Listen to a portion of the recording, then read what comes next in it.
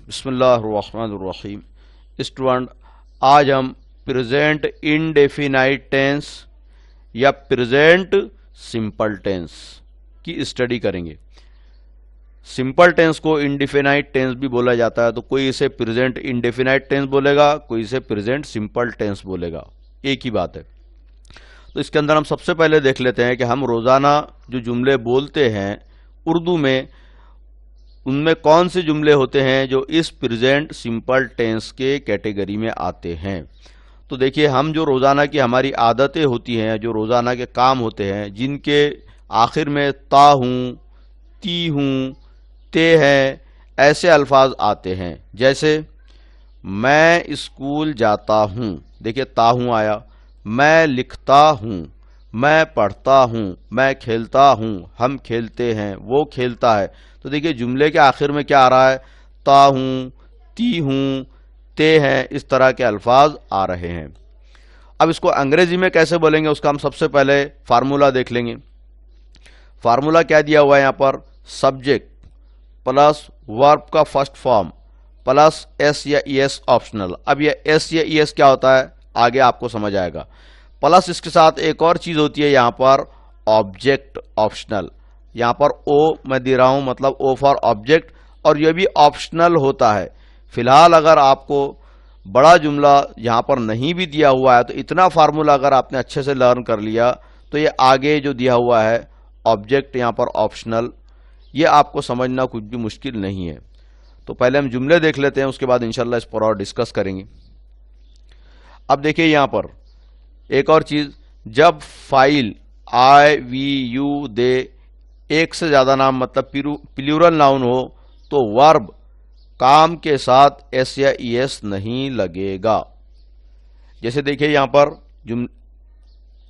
जुमला किस तरह से दिया हुआ है। यहां पर देखिए आई राइट। अब इसके अंदर एस या ईएस आया कि यहां पर नहीं आया, क्यों? क्योंकि रूल है यहां पर दिया हुआ कि अगर subject I we you they plural noun हो, तो वर्ब जो दिया हुआ है जुमले के अंदर, मतलब जो काम दिया हुआ है, उसके साथ एस या ईएस नहीं लगेगा, इसलिए यहां पर एस या ईएस ऑप्शनल है। उसके बाद देखिए यहां पर दिया हुआ है ही राइट्स। अब ही आ गया, तो देखिए यहां पर एक दूसरा रूल, जब सब्जेक्ट मतलब file he she it singular noun मतलब एक नाम हो, तो वर्ब मतलब काम के साथ एस या ईएस लगेगा। तो ये प्रेजेंट सिंपल टेंस के रूल है, आपको इसको ध्यान में रखकर चलना है। जैसे यहां पर देखिए शी राइट्स, वो लिखती है।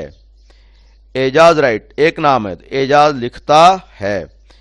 एजाज एंड अकरम, अब यहां पर दो नाम आ गए प्लूरल नाउन, तो देखिए यहां पर एस या ईएस हट गया। राइट, एजाज और अकरम लिखते हैं। अब यहां पर देखिए आई राइट, आय तो था सब्जेक्ट, राइट था वर्ब, ये हमने फार्मूला में देखा था। अब यहां पर लेटर जो है वो क्या है, ऑब्जेक्ट है। क्या है, ऑब्जेक्ट है। तो यहां पर देखिए आई राइट, मैं लिखता हूं, ये नहीं पता चल रहा कि क्या लिखता हूं, तो फार्मूला अभी आगे और बढ़ता है। ऑब्जेक्ट उसके साथ में ऑप्शनल होता है, लेकिन फिलहाल जिस लेवल पर आप हैं, जब आप टेंसेस स्टार्ट कर रहे हैं सीखना, तो आप छोटी छोटी चीजों को पहले कवर कीजिए। इंशाल्लाह जो बड़ा फार्मूला होता है वो हम डिटेल में और आगे देखेंगे। ही राइट्स अ लेटर, अब देखिए इसमें भी ऑब्जेक्ट आया है, मतलब जिस पे काम चल रहा है। बॉयज प्ले, अब देखिए एक से ज्यादा लड़के हैं, तो इसके साथ में आया बॉयज प्ले, और यहां पर होना चाहिए फुल स्टॉप। तो आपके बुक में अगर नहीं दिया हुआ है तो यहां पर फुल स्टॉप लगा दीजिए, तो इसका मतलब होगा लड़के खेलते हैं। उसके बाद इस पेज पर और देखिए वर्ब की मुख्तलिफ शक्लें दी हुई है, ये आपको ध्यान में रखना होगा। उसको फॉर्म बोला जाता है। तो फर्स्ट फॉर्म मतलब उसको बोला जाता है बेस फॉर्म, पास्ट फॉर्म मतलब second form, past participle form मतलब थर्ड फॉर्म, और प्रेजेंट पार्टिसिपल फॉर्म उसको बोला जाता है वर्ब का आईएनजी फॉर्म या वर्ब के फर्स्ट फॉर्म के साथ आईएनजी लगा देना। और यहां पर वर्ब का वर्ब प्लस एस या ईएस, जो कि हमने ऊपर देखा है, जैसे ही राइट्स, शी राइट्स, तो यहां पर देखिए पहला फॉर्म दिया, देखिए यहां पर टू गो लिखा हुआ है, उसका फर्स्ट फॉर्म क्या है, उस टू गो मतलब उसका मतलब क्या निकलता है उर्दू के अंदर, जाना। वेंट ये सेकंड फॉर्म है, मतलब गया। गॉन जा चुका।